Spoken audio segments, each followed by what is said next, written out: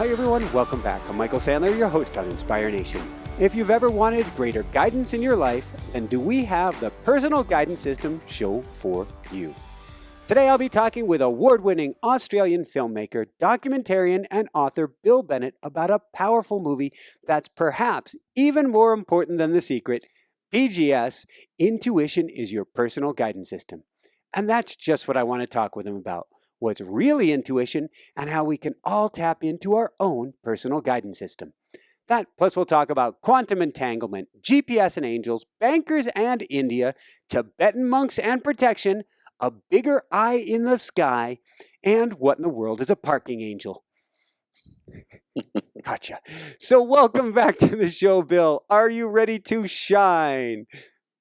I am. After 10 woohoos as a warm-up and a rehearsal, I am really ready to shine, Michael. Hey, we do what we can. Woo! Hey, I beat you. We'll have dueling woohoos here. For those who don't realize this, we're Skyping here around the world. So it is 6 in the morning. Actually, I guess it's 6:40 now.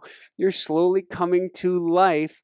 It was a surprisingly early interview for Bill. So we've been working him up or waking him up, or maybe both of those things. Both of those things, absolutely, Michael. So we're going to dive into a lot today. I have a beautiful outline of a new and improved outline for your documentary, which I absolutely love. We have you on before, but that may all go westward or to the wind as we see where the winds guide us today. Before we dive right into things, though, would you mind giving us an updated Bill Bennett 101? Oh, crikey. You mean who I am and what I've done and stuff like that? Yeah, it could be the, I came, I saw, I breathed, here I am. I like that. That's good. Who am I? I'm a filmmaker. I guess and I'm a writer. I started off at med school, in fact, switched across to journalism, spent 12 years as a journalist, segued, or I like to use the word sashayed into filmmaking. Very nice. Began with documentaries. Then into feature films, and this documentary on intuition is my return to documentaries after something like 25 years. I've written 2 out of 3 novels in a YA series on modern day witchcraft that looks at the journey of the soul. Cool. And I love telling stories, and that's why I enjoy talking to you. Very, very good. Now, I want to get into the story behind the story. The thing that you say now happens regularly to people, but they don't talk about that. But before we do that, how has this documentary changed your life? Oh, crikey. It has changed my life fundamentally, Michael. And the changes are ongoing. In fact, the changes have probably solidified since we last spoke about 12 months ago. But basically, I think one way that I can describe it is that I listen more and I talk less. And that's been a really huge shift in me, because it's not that I was ever really a big talker, but I used to yabber on, and now I listen more. I had to go to a party. I don't normally socialize very much, but I had to go to a party the other day, and I walked out of that party at the end of something like 3 hours, regarding it as a success because I hardly said anything. Wow! And I listened, and I encouraged other people to tell me about their life, because I regard everybody else as being more interesting than myself, and they are. What happens is that 2 things happen. One is that you give them respect, but also you learn more about life, not only about them, but about life generally. And I know everything about myself, so I don't need to hear myself talk. I'm more interested in hearing the other person talk. And that's been a big shift.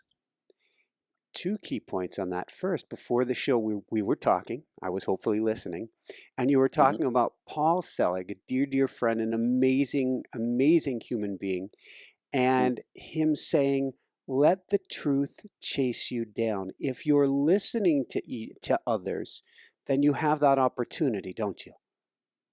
You do have that opportunity. Paul, in his latest book, The Book of Freedom, which is a remarkable book, in fact, the whole series is remarkable, he talks about every encounter being a teacher. And if you really think into that, and Paul's work on one level is very accessible, but on another level, it's incredibly dense. And I find I go back over his work, I highlight sections, and I really think into them. And the guides through Paul talk about, the levels and levels and levels that the books hold a vibrational truth that is much more profound than the words on the page. And you have to think about these things, really. And this notion that every encounter is a teacher, if you really think about that, then that shifts the way you should really approach people. Everybody, not even your friends or your family, but even the casual encounters. And sometimes the casual encounters, as you know, are more important to you as a growth mechanism.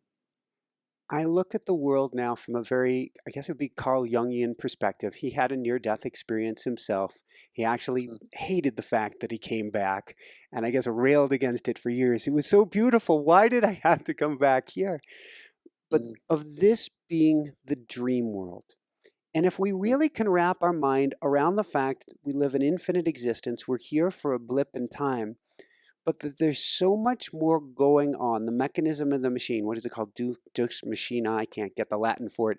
But there's so much going on that each encounter literally is not coincidence. It is there to steer us, to guide us, to plant a seed in our minds, but they are for our highest good. Every now and again, I I amuse myself by thinking of this extraordinary kind of control room that is up there, and Wizard of Oz. That's right, and there is this all-knowing, all-loving, all-compassionate, extraordinary, let's say, entity that is controlling and manipulating all of these little moves on this gigantic chessboard. And that you're going to meet that person around that corner there. And yes, you've got free will and choice to turn right instead of left, but if you turn left, then you're going to meet that person. That person then is going to change your life in some way. So there must be this extraordinary, intricate control room where all of these things are playing out, and somebody must be having a great deal of fun. That would be a woohoo! Let's see what happens to Bill if we pull the Michael lever here. That's right. I guess it could be intimidating too, if you realize that every choice that you make can lead to an encounter or not lead to an encounter. But on the other hand, if you can let go into it and realize in the flow there is exceptional steering and guidance for my life, rather than trying to be Sisyphus and push that rock uphill, what can that do for me? Well, look, exactly, and that's where intuition comes in. And that's where this notion of a personal guidance system comes in. That guidance system is a mechanism that says, Bill, you've got to go left. Now, we have free will and choice and go, well, no, bugger that, I'm going to turn around and go the other way. But if you get to that point where you can accept and trust that guidance system to lead you in the right path, then all sorts of extraordinary things can happen. So let's go back in time then. We're going to go back to one day you're driving in the U.S. before dawn. I consider this an extraordinary event that happens time after time. We're just rarely aware of it. What happened? What happened was that I was running late for a flight. It was before dawn. The roads were dark. I decided to take, I knew New Orleans quite well at that point. I decided to take a shortcut, but through some of the back roads. There was an intersection coming up, a green light. I went to accelerate because I was concerned about getting to the airport in time to drop my rental off. I'm giving you detail now that I've never given anybody else, Michael. You do this to me. You bring out all my storytelling elements. So I've never told anybody before that I was worried about dropping off the rental in time. So this is something new. Thank you, Bill. I'm on the edge of my chair. I'm looking forward to this. But that was foremost in my mind. So as this green light came up, I went to accelerate, and I heard a voice which said, slow down. Of course, I ignored it. I'd never heard a voice before. I thought I hadn't woken up. I thought that's just strange. I again went to accelerate. The voice said more emphatically a second time, slow down. I did slow down, and then a huge truck ran a red light on my right-hand side, coming out of nowhere from the right. You know, Michael, I thought back later on because I thought, okay, maybe there was some sort of precognitive physical indication. You know, maybe I'd seen headlights, maybe I'd heard a rumble. You know, maybe there was something that had triggered that voice, you know, some physical element. But, you know, for the life of me, I can't think. It literally was a shock. It all happened so fast. And I cannot think of any kind of forewarning that I had other than that voice, which said slow down. I slowed down, narrowly missed a truck, and suddenly all this adrenaline kicked in. You know, I could barely drive. I could barely hold the steering wheel. I pulled over, and that was it. That happened in 1999, which is a long time ago. And I didn't do anything about it for about 4 or 5 years. When I went back over my notes, the first treatment that I wrote was in 2004, some 5 years afterwards. During that 5 years, I kept on thinking about it. That image of that truck going through that intersection just kept on haunting me. And the voice, and thinking, what on earth happened? And I guess look, the way I explore life is through my movies and through storytelling. And I really want to explore this. And so I thought perhaps the best way to do that would be through a film. So, all right, let's cut to the chase. Who or what was the voice? Well, that was a big question. You see, you got to understand, I came to this not being a religious person, not being a spiritual person, being a person who, as a former trained journalist, was very much evidence-based. My parents, as I said in the last interview, were both dentists. I had gone through med school for a bit. So I came from that mindset. And the whole notion that this could be some kind of divine intervention, if you like, was just anathema to me. But how else do you explain it? And to cut to the answer, it was, I've come to believe that it was an aspect of my divine self that's sole purpose is to look after me and protect me. And now you might call that God, you might call that any kind of name, you know, that is another word for God. I like to think of it as being, as I say, an aspect of my divine self. And this has been a big shift for me. I mean, you got to understand that when I went into this, I could not comfortably use the word God.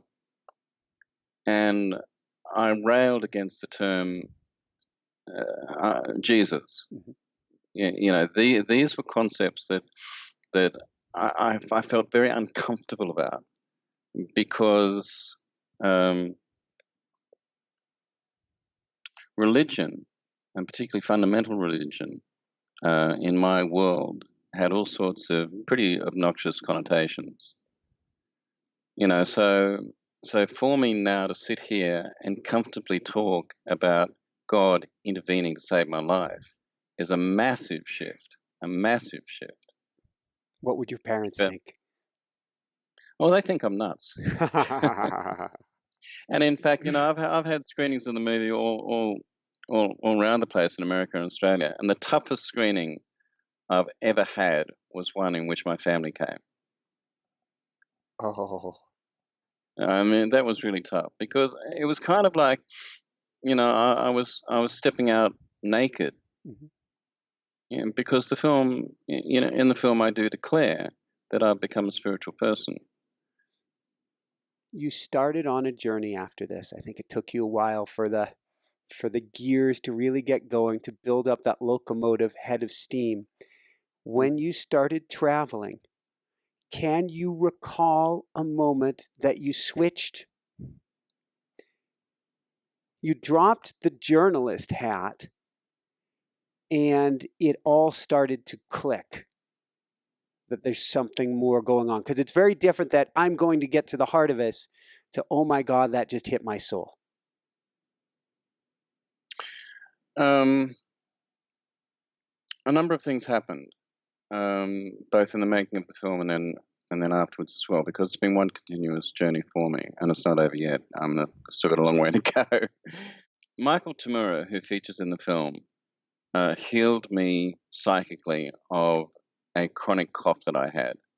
The night before I interviewed Michael, I was coughing up blood. I'd had this cough for about 18 months. I hadn't been able to shake it. I'm not a person who goes to doctors, and I don't like antibiotics, but I tried everything. Yeah. Michael Tamura, in a 20-minute psychic healing, healed this chronic cough, and that was a huge turnaround for me. I mean, he went through my chakras and he pulled out all past life stuff and, and all this sort of thing. And I thought, okay, I'll sit down, I'll do this. It'll be an interesting kind of exercise for me to sit back and objectively look at what he does. And bloody hell, he healed me. I wasn't expecting that. And I came away from that thinking a little bit like The Voice, Michael. What just happened? Here it is. The night before, I was coughing up blood. And from that time on, I've not coughed. The chronic cough just left. And so on any sort of quantitative level, in any kind of evidence-based level, you've got to say, well, the evidence is I no longer have a cough. And he spent 20 minutes going through my past lives and going through my chakras and energy systems and so forth and pulled out junk. And now I don't cough anymore. So that was huge. That was really huge. And I guess when I had to stand in front of audiences and declare myself as who I had become. You see, we talked about Paul Selig earlier. Yeah. Paul Selig has been a huge influence in the making of this film because his work is all about finding out who you truly are. And this notion of who you truly are is what I finish with in the end of my movie. We are all aspects of divine energy. And when you start to live your life with that acknowledgement, everything changes. Like everything changes. Coming back to each encounter that you have, each experience you have, each thought that you have, it alters everything. Just that one notion, that one acceptance that we are all aspects of the divine is huge. When did you start? Was it before you met Paul, or was meeting with Paul the kind of catalyst? I'm picturing now a science experiment. You drop something in and everything goes, it changes out on the paper before you. Was he the catalyst that brought it all together? Well, that's an interesting thought. Let me think. I was in the privileged position of being able to meet some extraordinary people, like Carolyn Mays and James Van Praagh and Lee Carroll and Michael and Judith Orloff and these incredible people. And from each person I learned, but it was a gradual thing. I mean, I had this resistance. I had this sort of like, what do they call the covering of a pearl? A nacre, is that it? N-A-C-R-E? Could be. And I couldn't tell you. All I'm thinking of is, and I've got to let you finish. But since this was a journey, and forgive me, and everybody, you got to watch this. When you got with Carolyn, she was all over your case. Oh, well, look, Carolyn Mays takes no prisoners. She's terrifying, absolutely terrifying. And I'll tell you something. Carolyn said, "Look, I've only got 45 minutes, and she was very definite about that, as Carolyn can be. She can be very definite at times. I don't know whether you've noticed. Maybe just a little bit. We send love. And the 45 minutes came, and I kept on going. All through the interview, I thought, this is not working.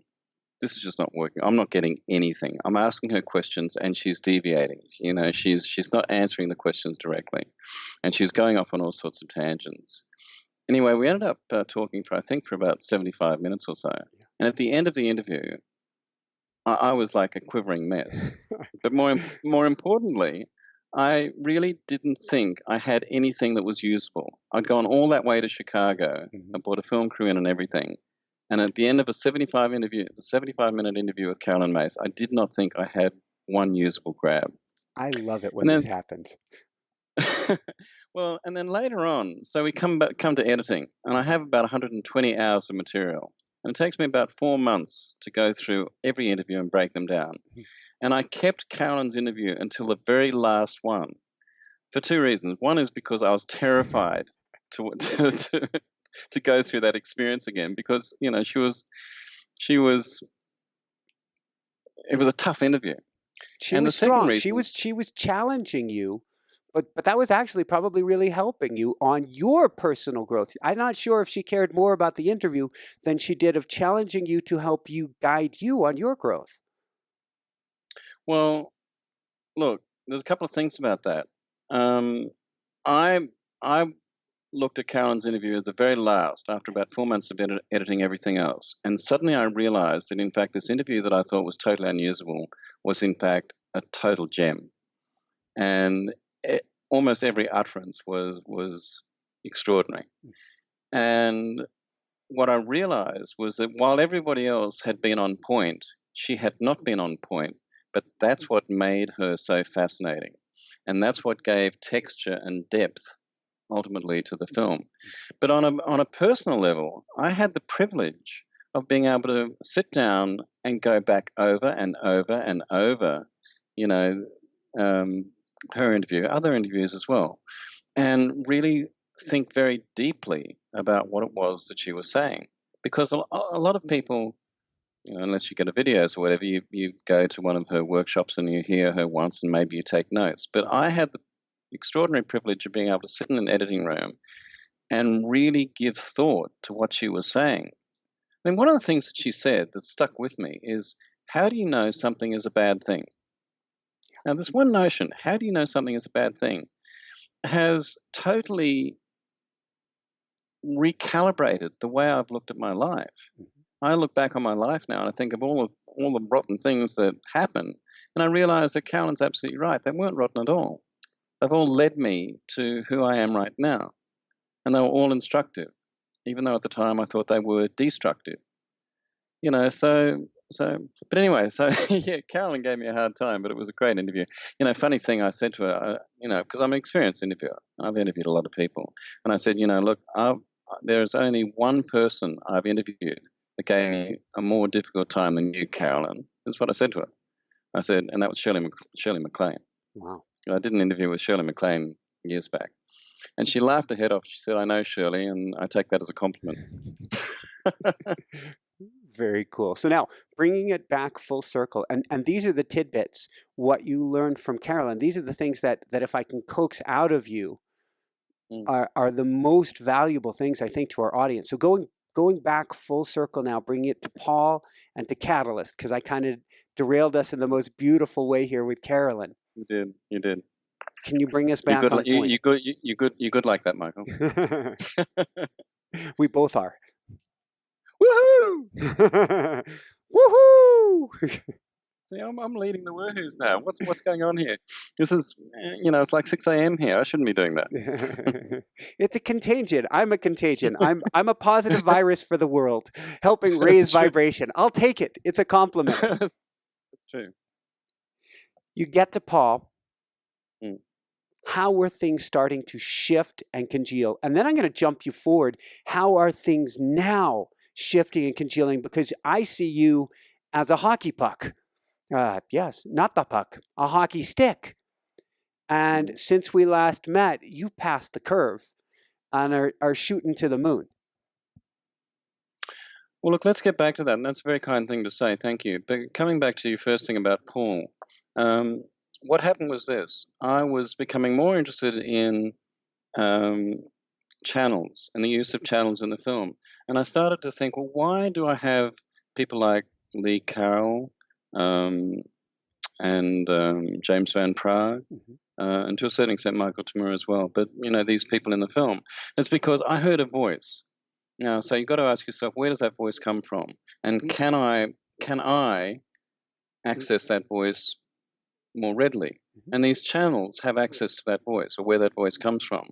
And so they have an unfettered access to truth, if you like. If you recognize that that voice represents truth. Yeah. And so there's nothing in between. There's no books in between. There's nothing like a Bible or any kind of scripture that's in between. They have a direct communication to truth, and that intrigued me. So I then started to get onto Amazon, and one day I was looking for books about channeling, and up comes Paul Selig. Well, you know how people talk about books falling off the bookshelf, Oh, yeah. and landing at their feet.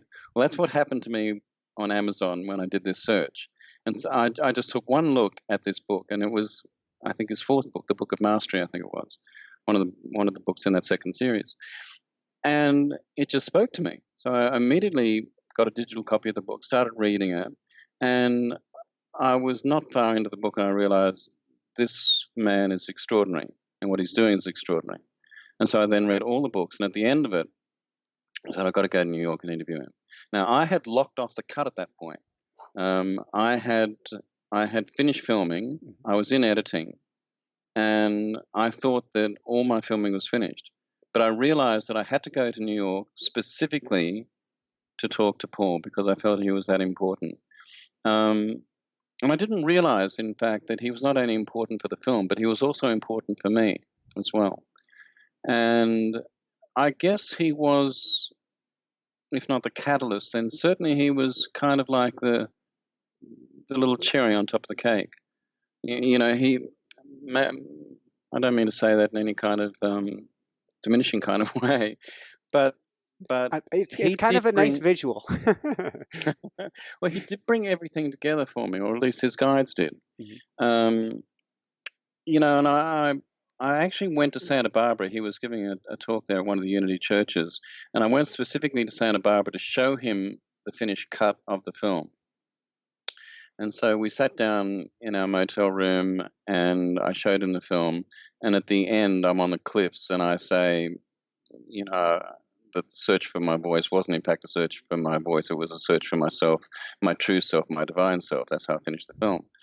And I said to Paul at the end of the film, I said, I could not have written those words if not for you, Paul, and thank you.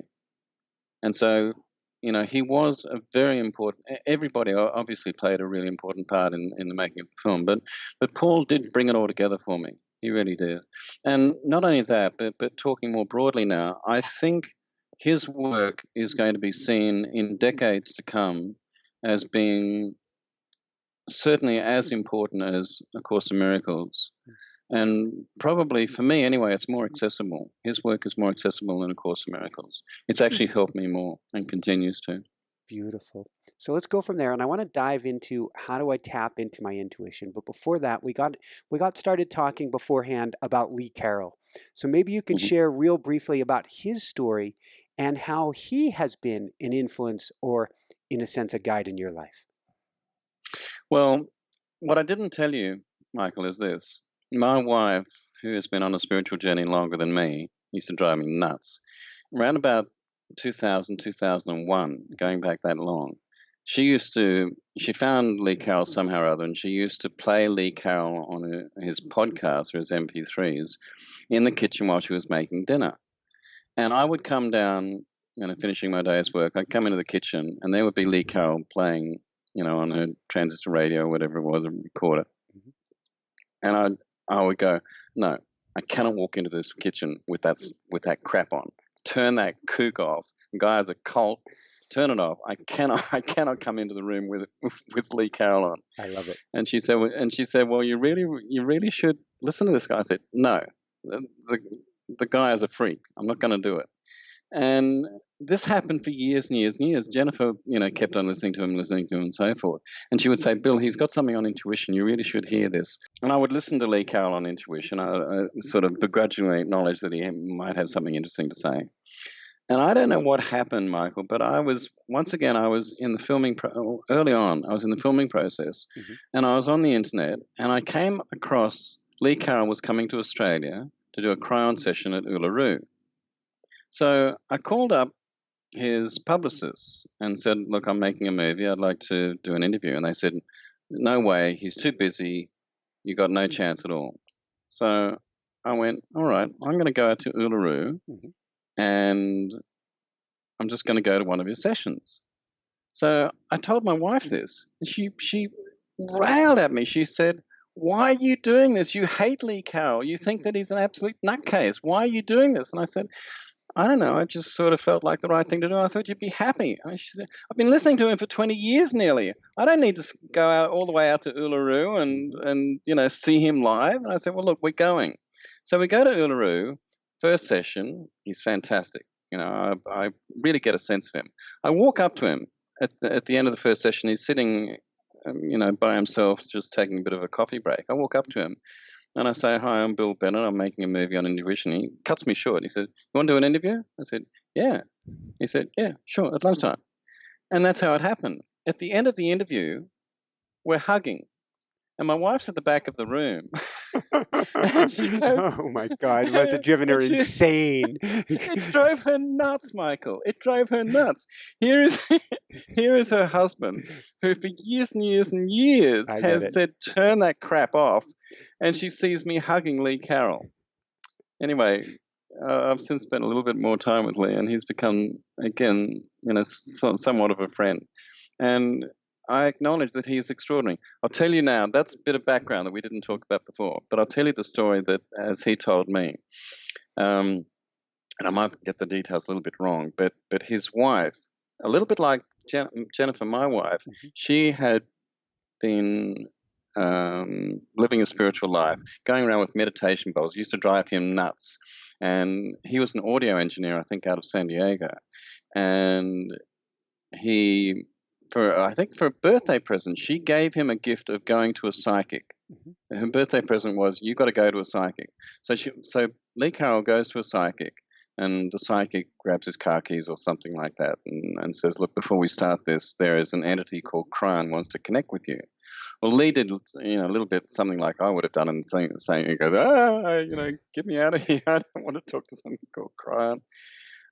But it's kind of stuck with him. And I think it might have even been some years later, out of curiosity, he went to another psychic in another part of the country and sat down for a reading. And before the reading happened, the psychic said, look, there's an entity called Karyn wants to connect with you. And it was those two things that were disconnected by time and space that Lee said, okay, maybe I should take this a little bit more seriously. And, look, here's the thing. We talk about Lee, we talk about Paul Selig, and to an extent we talk about me as well. What's interesting about all of this, Michael, is that Source chooses people who are right for a particular job. Now, Lee Carroll was an audio engineer, and part of his dissemination of cryon has to do with the way that he records his channelings. You go onto his website, it's full of all of these free MP3s, of all the channelings, over nearly two decades, hundreds of channelings, but they're all impeccably recorded. And you go to one of his sessions, and he's got the whole audio desk there and everything, it's all beautifully professionally done. So I believe that Source chose him because he had those skills. You look at Paul Selig, he comes from an academic and theatre background, and he's used to getting up in front of classes and being a most incredible orator and storyteller as well, because he used to teach drama. So and on a far, I'm not saying, on a far lesser level, but you look at me and my skills as a filmmaker. So why did this happen to me? Why did this voice kick in for me? because I had the curiosity and the skill base to be able to make a movie about it. So I believe, and this happens all over the place with writers and so forth, with all sorts of people. Source, exactly. Look at you. And So I source call that the voice chooses. of the crickets. I was walking through the woods going, what do I do? What do I do? And I kept hearing this voice. No words, not like a specific booming voice. Was you have to use this skill. You have to get on the mic. And I'm walking around for a month and a half. We had just come back from Maui. We were completely wiped out financially. Jessica was sick with mold toxicity poisoning. We're living in her childhood bedroom on 2 separate mattresses. Beautiful Asian father, 2 separate mattresses in her childhood, like 8 by 10 bedroom. And I'm walking along the road because I don't even have a car at this point, going, what am I supposed to do? And this show came about because of that. And my thinking mind is maybe it should be this, maybe it should be that, maybe it should be the other. But it was the voice in my head that said, no, you can't say, I want to do this until I get to the, until I could, for instance, I had taught mindful running. And so I was like, well, maybe it's a running show or a mindfulness show or a healing show. And then when I am ready, then it can be this show that really helps raise consciousness and that helps shift humanity and shift people's lives. And I kept hearing, if not now, then when? So, Michael, can I ask you, what was your skill base then before that? I've been a coach for a very, very long time. We had, I have an MBA and a computer degree, a master's in computers as well. We had written, my wife and I had written Barefoot Running together, which came out of my first near-death experience and hearing a voice, not this booming thing that said you need to strip off your shoes to heal. I was told I'd be lucky to walk and wouldn't be able to run again. I can run like the wind. It was from listening to that. We had traveled all over the world with that. We settled down in Maui. I had been working on diving really deeply into meditation and was trying to bring meditation back to movement. But every single time that I went in the movement direction, I kept hearing, you're trying to find a back door into spirituality for people, when really you want to help change their entire lives. And I had no idea how to do it. And we recorded Mindful Running over a year. It was one of those projects that takes much longer than you ever expected it would. And before the end, we had a marketing friend of ours who said, you need to do a few interviews and we can use those interviews, give that away free as a bonus to people. If they get Mindful Running, you'll have a nice bonus. I did a couple interviews, did 3 interviews, did 4 interviews. It felt like candy. The 44th interview, my wife who had to edit these poor things, or my poor wife who had to edit these things, is going, my God, stop. I can't take any more of this. I can't do any more of this work. We were kind of leveled at that point, found out it had been black mold in the house. We ended up kind of fleeing Maui to get her healthy. And I'm going, what do I do next? And I've got her dad going, you either need to get a job right away, start teaching at the high school, or figure this out immediately. Those are the fire under the butt. Those are always helpful. And I said, I have to go quiet. How old were you at this point? I was 44. There's that number again. Wow. Good point. Yeah, and 444 is a biggie for us. I knew the answer was not going to be found by thinking it out. Thinking had gotten me into this pickle. It had actually served me. All of these things had served me well. We were best-selling author, Random House author, all that good stuff. But thinking for this next step would not work. I had to go quiet, like we talked about for the holidays. What I'm going to do, I have to go quiet and let the answer chase me down. And that's what happened. I call it hearing from, I call it talking with the crickets. I'm walking along the side of the road. I can hear the crickets out the side of my ear from forest on one side, like backyard forest, and then cars whooshing down the road on the other side. And I just focused on the crickets, let all the thoughts leave my mind, and the ideas for the show started to bubble up. Mm-hmm. So this then comes back to what we were talking about before, and that is that you had a skill base. Mm-hmm. and Source chose you Yeah. to expand on that skill base, to because this is all about dissemination. I've come to believe this, that Source chooses people for this particular purpose, to disseminate. And you have your unique skill base to do that. I'd been speaking all around the world, given hundreds of talks. I'd been on the mic. I was exceptionally comfortable on the mic. I didn't know what I was doing, but I tripped across it. And you talk about purpose and what we came here for. And it can be about alignment if we get out of, to use Paul's guide's terms, the small self. We can be put into alignment. That truck placed you in a path. It energetically smacked you full on and shifted you. Well, it did. But one of the things that I've come to realize is that you have to be ready. You have to be ready. I wasn't totally ready at that time. And in fact, it's taken nearly 20 years for me to get to that point where I can accept these things. So it hasn't been a fast process for me. But this notion of readiness, I think, is really important. See, some people come to the film. I mean, most people who come to the film really enjoy it, and they've made a deliberate choice to come to the film, because they feel an alignment with the material. And some people are what Lee Carroll calls drag-alongs. I don't know whether you've ever been to a Cryon session, but he talks about drag-alongs. And some people are drag-alongs and they don't get it, but they're not ready, and you've got to be ready, you've got to be willing, you've got to be accepting of these things. And sometimes that takes a process. It wasn't necessarily a straight line graph for you and for Jessica. Many iterations. Yeah, it's a jagged up and down path, but you get there. You get there, and that's one of the most extraordinary things about life, isn't it? So let's take it from there. You mentioned before the show there are three types you've come to know. There are three types of intuition. So I want to talk about that and then how we start to tap into it, the necessary steps behind it.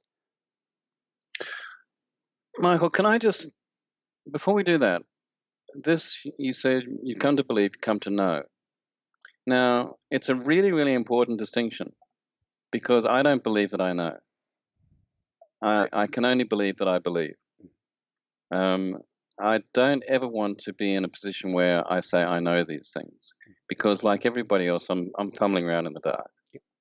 And what I'm trying to do, and I'm trying to make sense of things, and I only ever want to keep it for me, because if I keep it for me, then I don't become a guru. Because I have no right to be a guru. I only have the right to try and work out things for me. And if in the process other people, can get something from that, then that's fantastic. So that distinction aside, for a long time I was very confused about intuition because it seemed to be a catch-all word that was bandied about almost indiscriminately. You see, a lot of people talk about instinct and intuition as being interchangeable words. They're not interchangeable at all. They're quite distinct. We can talk about that later if you wish, the distinction between intuition and instinct. Pardon me. But I finally, it took really years for me to kind of figure out that there are three types of intuition, or three categories of intuition. There's what I call survival intuition, which is survival of the species, which is intuition from the body. There's what I call cognitive intuition, which is intuition based on expert knowledge, what I call subsumed memory recall. And that's intuition from the mind. And then there's divine intuition, mystical intuition, which is intuition from the soul. It's inexplicable. It's the voice in the car that says slow down. It presents in dreams, synchronicities, coincidences, numerology, astrology, various ways, but it's mystical. So when I started to think about intuition in that way, that there are three categories, if you like, then suddenly a whole lot of things kind of clicked into place. A CEO talks about making an intuitive decision a business decision, that goes against the advice of the board and focus groups and so forth.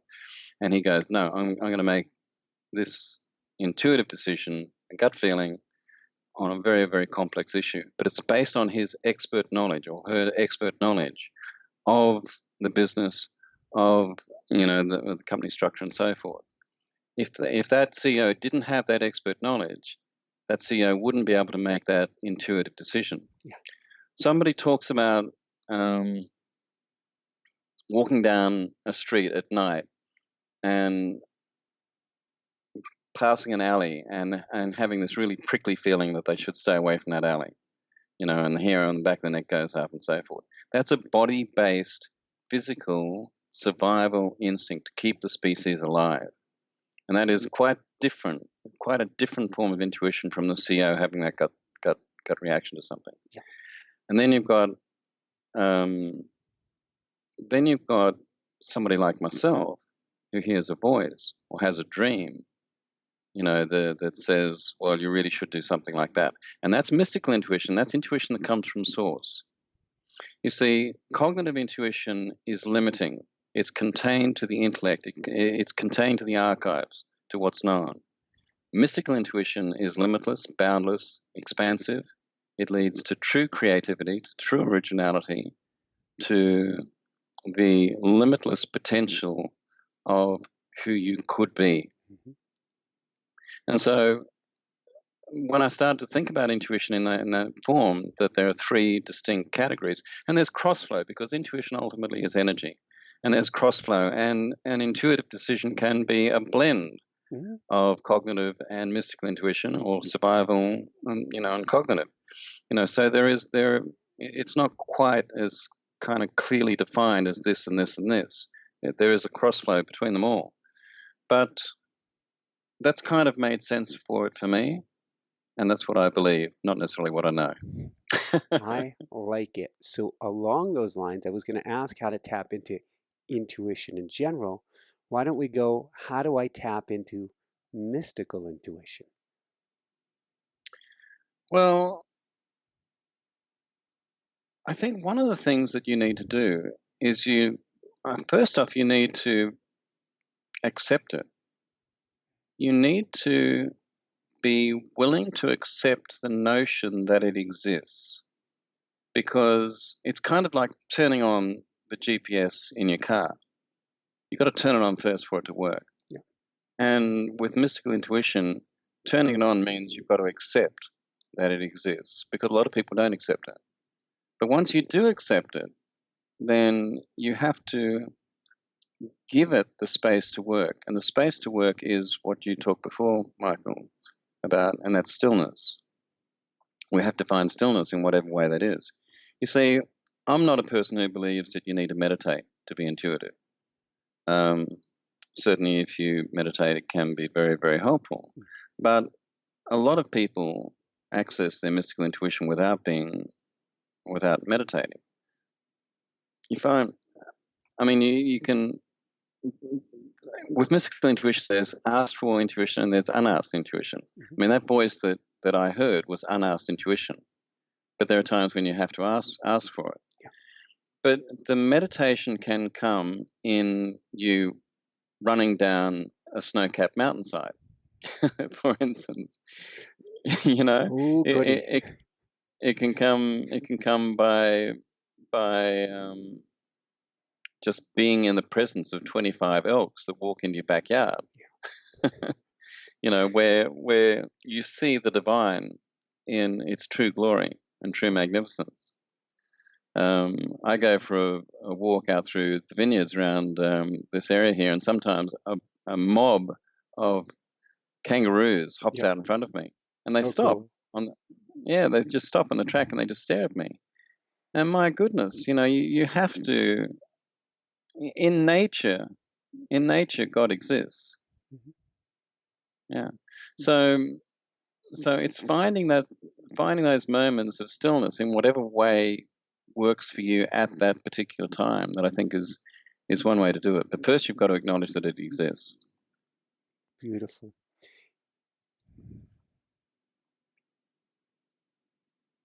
You had a process Stop, listen, ask, trust, Follow. and follow. What can you tell us about that? People love lists. And I always like to get towards a wrap-up with the real pithy details so you can take notes and follow along. Absolutely. Stop, listen, ask, trust, follow. It is, I do think there are 5 really important steps to accessing intuition. You've got to stop. Trust is a big one. Mhm. At times you've got to ask. But then you've got to act on it. You know, you can go through this whole process of accessing your intuition and getting to a point where you can learn to trust it. But unless you actually follow through and turn right when your intuition says right, go right instead of turning left, you know, that's the really important thing. And that's one of the big stumbling blocks for a lot of people. They can get to a point where they acknowledge that they've had an intuitive impulse. And on one level, they go, yeah, I really should do that.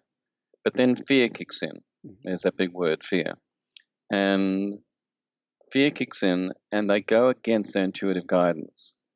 And they come to regret it in one way or another later on down the track. It takes a little while for you to get to a point where you can trust it. You know, I mean, look, what I've come to realize is that a lot of people only come to accessing their intuition after a calamity. You know, some personal calamity befalls them. It's either a health issue with themselves, or somebody's died, or they've lost a partner, or they've had a financial collapse, or something like that. And they begin to realize that, in fact, had they followed guidance, that wouldn't have happened. So, in a lot of cases, it's retrospective and retroactive as well. So I think one of the really important things that I learned from the making of the film is the notion, Michael, there was a key word that came through almost every single interview I did, and that was pay attention. Yeah. In the end, you've got to pay attention. You've got to pay attention to the little things, because in paying attention to the little things, that's where God sits. You know, they talk about God being in the detail, but in the little things. Intuition is pinging us all the time. I call it DDMs, direct divine messaging. And you're getting these DDMs all the time, and most of the time we're going, no. I'm going to live my life this way because that's the way I've been told to live my life. But if you allow those DDMs to come through to you, those direct divine messages to come through to you, your life can shift a whole other way. Just before the show, literally 5 minutes before the show, I'm in my final prep, and Jessica calls from the kitchen, Michael. I'm like, what happened? And she goes, Lumi. That's one of our two rescued kitties. We have 3 cats. And he had just bopped her on the mouth, and she was actually bleeding just above her lip. And what I took a note a few minutes ago before you said the DDM, but what popped into my head is, because everything is a DDM really, is to ask her if she recalls what was she thinking right before she got bopped. Because while we're going, why did he do this? And we truly believe everything does have a purpose, everything happens for a reason, and there's that wizard pulling the strings. He may have actually just been making a punctuation mark on something. Yeah, that's interesting, isn't it? There's a term that comes up, or I guess one of 2 words you could use, having to do with trust and follow, which is cultivate and practice. Well, I say to people, because I get asked this at screenings and so forth, you know, what do you do? And I say, make a game of it, because, you know, the source has a sense of humor. And, you know, we take this stuff too seriously sometimes. I mean, have fun with it.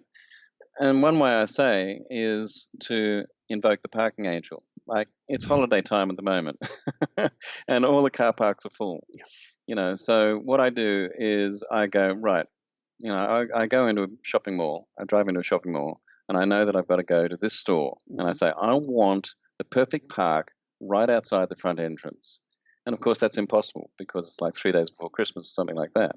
And you go, no, come on, parking angel, do your stuff. Come on, do it. And I turn here, I turn there, and I follow my intuition, and I'm looking for the perfect park, and there's nothing. All the parking places are full. And then I'm going, all right, well, my intuition's saying go down here, but there's no parking places free at all. And then suddenly a car pulls out right in front of me. I am the only person who can possibly get that park, even though there are cars, looking for parking places everywhere else.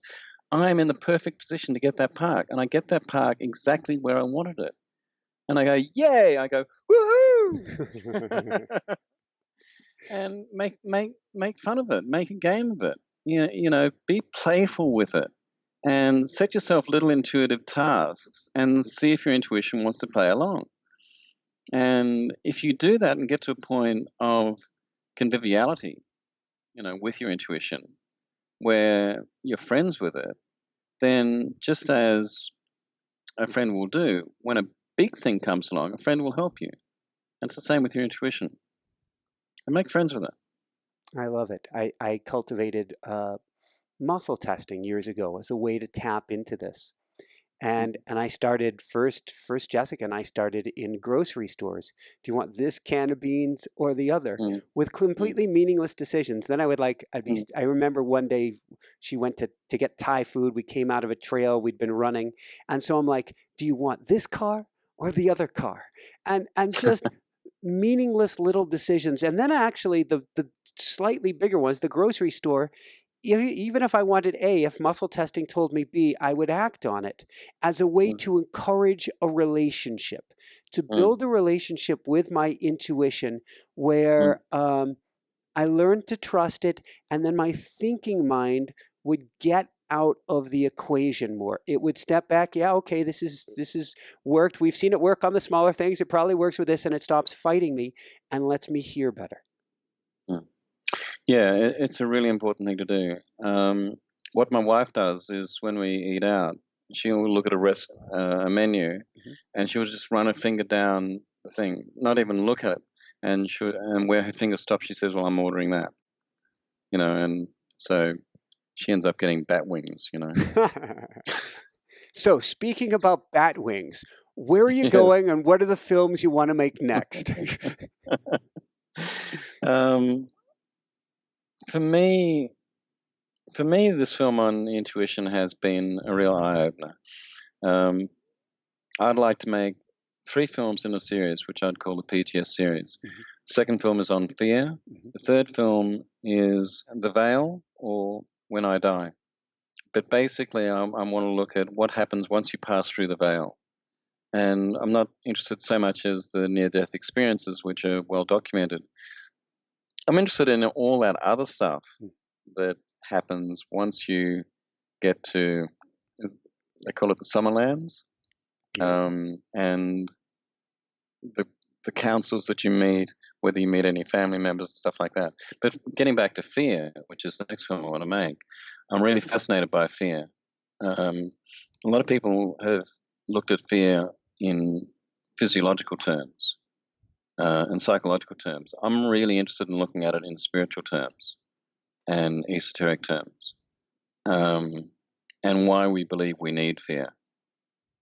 Wow. Where did that question even come from? Yeah, because I think we do believe we need fear. We believe that fear motivates us. We believe that fear is a necessary part of our life. And of course, media plays on that. Politicians play on that. When you look at the insurance industry is based on fear. Yeah.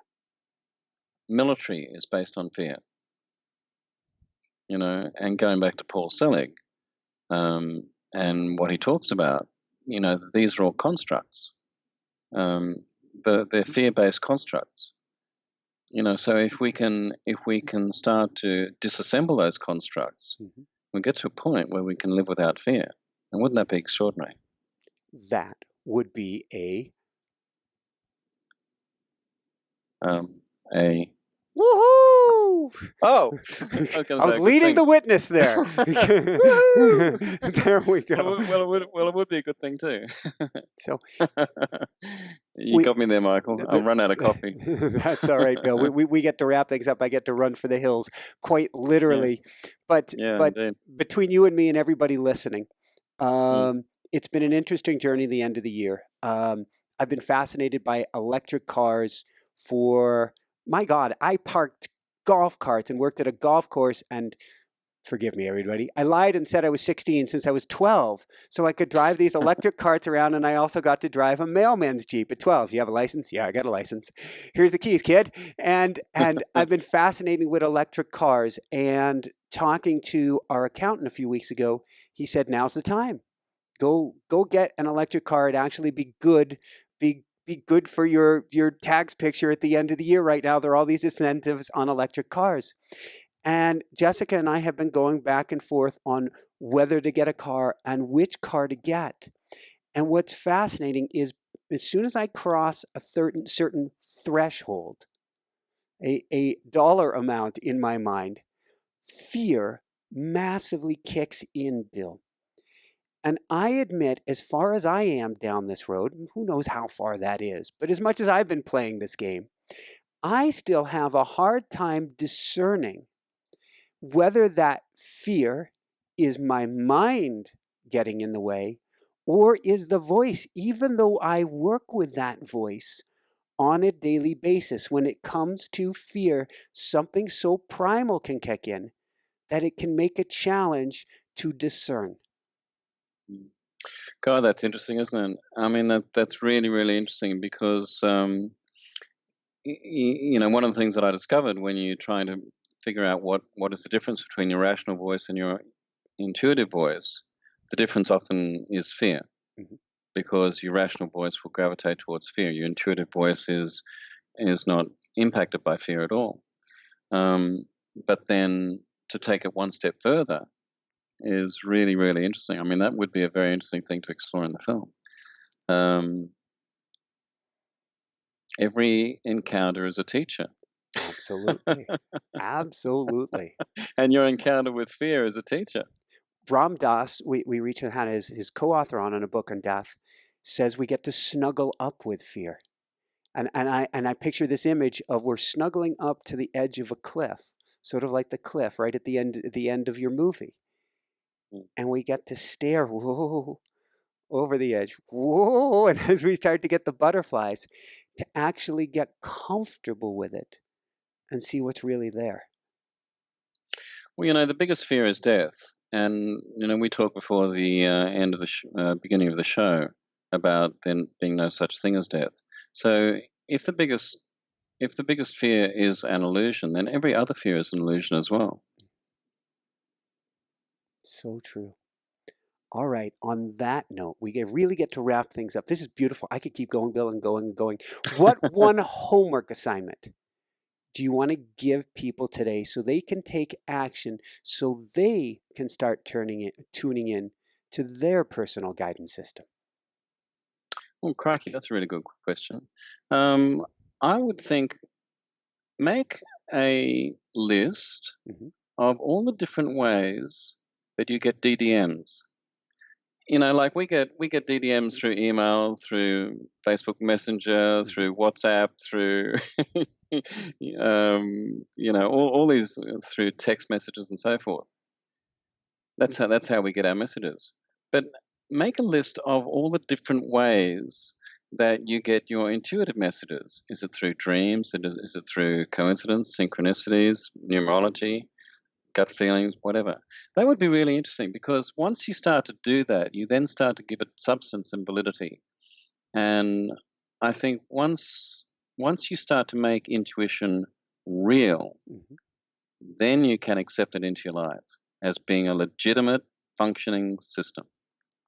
Beautiful. What advice, Jessica, wouldn't want me to end this without asking this question. What advice would you give to parents to help their kids either cultivate or hold on to the personal guidance system that maybe wasn't so tainted when they got here? Live it yourself. As a parent, live it yourself. and they will follow your example. Woohoo! Woohoo! So I'm hitting that higher octave, as Paul Selig would say. I like it. You are getting this is a Michael Sandler Inspire Nation attunement that's going on right now. Absolutely.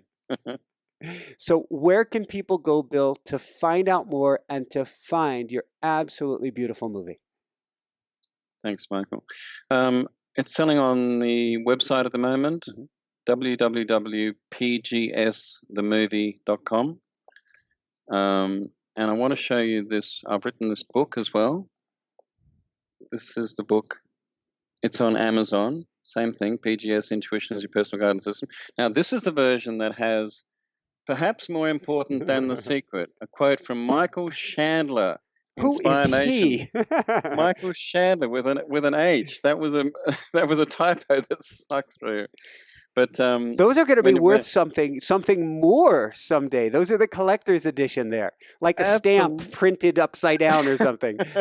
That's right, a deformed stamp. Yeah. So that's the book on Amazon, but off the website as well. That'd be cool. Thank you. Fantastic. So if you didn't catch pgsthemovie.com, come on over to inspirenationshow.com. We'll get you over to pgsthemovie.com. Bill, this has been phenomenal. We definitely have to do it again. On that note, any last words of wisdom you want to share with people today?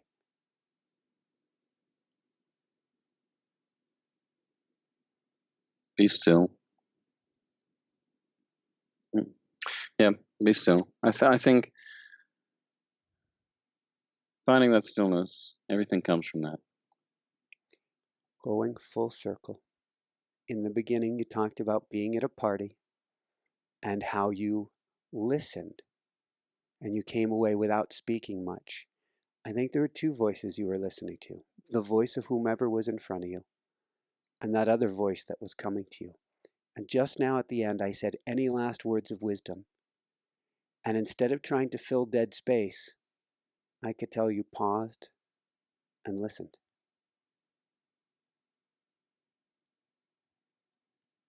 I did. We can do a silent one. We both said woohoo, that we were listening together. That's funny. I love you, Bill. I love you too, Michael. You're such fun to be interviewed by, and you are a true professional and a remarkable human being. So thank you. Thank you for this privilege. It so goes both ways. And now that you got up extra early, earlier than you expected, you've got lots of free extra time right now. Well, I can go invoke the parking angel at my local store. Perfect. And I'm going to invoke the snow hill running angel of one sort of another. Fabulous. Thank you so much, Bill. This has been an honor, a treat, and I'm guessing for everybody listening, they're all going to get something really special out of this. I know I enjoyed it myself tremendously. Thank you. So for everyone out there, this is Michael Sandler saying, be well, have fun, watch PGS, and make intuition your personal guidance system today, and shine bright. Woohoo! Beat me to it. Woohoo! I love it, Bill. I love it. Michael, listen, that was once again fantastic. Absolutely fantastic. Michael, listen, thank you so much. I've just so enjoyed this. And I think, what you're doing, what your show is doing is just so fantastic. It's really, really important. And thanks so much for watching. If you enjoyed it, be sure to like below. Also, leave your comments. Have some real fun with it. Subscribe to our channel where you're going to get more great videos, more interviews coming up. And check out our website, inspirenationshow.com. That's where you'll find tips, blogs, information, videos you won't find anywhere else, and useful and helpful resources to really help you kickstart your life and to shine bright. Thanks so much again. Thank you for your support. Like, comment, subscribe. See the website. Thanks so much and have fun. Of course, shine bright. Woohoo!